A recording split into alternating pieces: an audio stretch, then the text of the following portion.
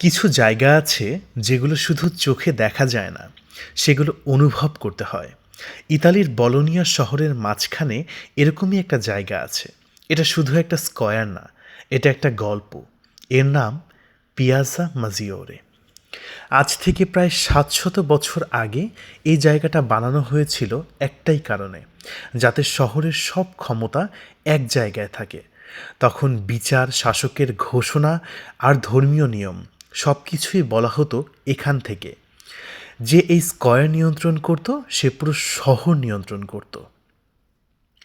সেই সময় সাধারণ মানুষ এখানে আসতো ভয় আর আশার মিশ্র অনুভূতি নিয়ে। কারো জমি নিয়ে সমস্যা, কারো বিরুদ্ধে অভিযোগ, কারো ভাগ্য নির্ধারণ। সব কিছুর শেষ ঠিকানা ছিল এই স্কয়ার।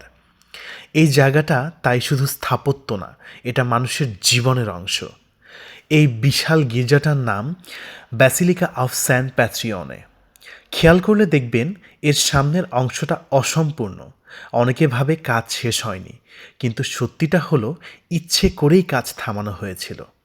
এই গির্জাটা এত বড় হচ্ছিল যে এটা রোমের গির্জার থেকেও বড় হয়ে যাচ্ছিল।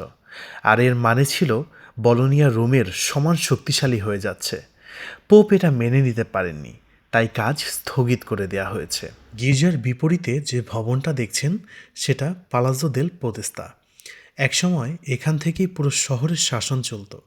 মজার বিষয় হলো এই ভবনের নিচে এমন একটি জায়গা আছে যেখানে আস্তে বলা কথাও দূর থেকে শোনা যায়। তাই এখানে চিৎকার করা লাগতো না, নীরবতাই ছিল শাসনের ভাষা। এই স্কয়ারের আরেক পাশে ছিল নোটারিদের অফিস। আজ আমরা কাগজে সই করি, সাধারণ একটা কাগজ হিসেবে, কিন্তু তখন সই মানে ছিল কারো জমি নিয়ে চলে যাওয়া, কারো সম্পত্তি বদলে যাওয়া, কারো ভবিষ্যৎ বদলে যাওয়া।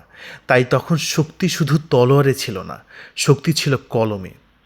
এই ফোয়ারার মাঝখানে থাকা মূর্তিটা নেপচুন, সমুদ্রের দেবতা। নেপচুন এমন এক দেবতা যিনি বিশৃঙ্খল সমুদ্রকে নিয়ন্ত্রণ করেন। এই মূর্তির মাধ্যমে শাসকরা বলতে চেয়েছিল যেভাবে নেপচুন সমুদ্র শাসন করে, সেভাবেই তারা শহর শাসন করে।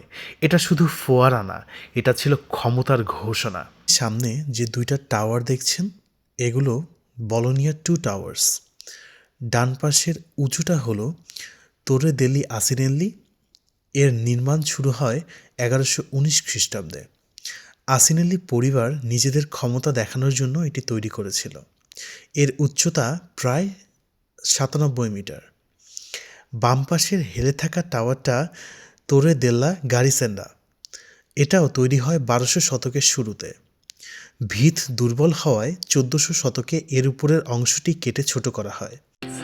আজ পিয়াজা মাজিওরে আর আদালত না, কিন্তু মানুষ এখানে আসে, হাঁটে, কথা বলে, সময় কাটায়। কারণ ইতিহাস এখান থেকে থেমে যায়নি। ইতিহাস শুধু বইয়ে থাকে না, ইতিহাস কিছু জায়গায় চুপচাপ দাঁড়িয়ে থাকে। So many times you said I'm so good.